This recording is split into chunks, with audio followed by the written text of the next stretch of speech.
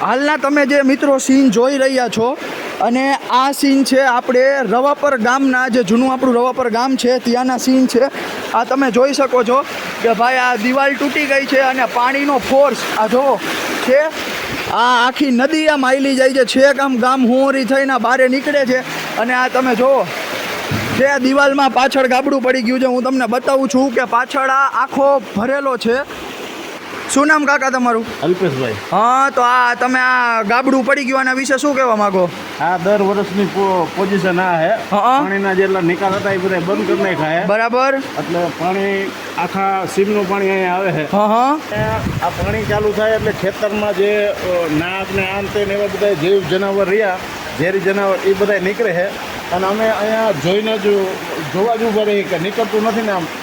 એટલે અમે આજ રાતના 12 વાગ્યાથી સતત આમ જાગી જ છીએ. પાણી જ્યારથી ચાલુ થયું ને ત્યાંના તો કોઈ ડેંડું આ તે નીકળે નહીં.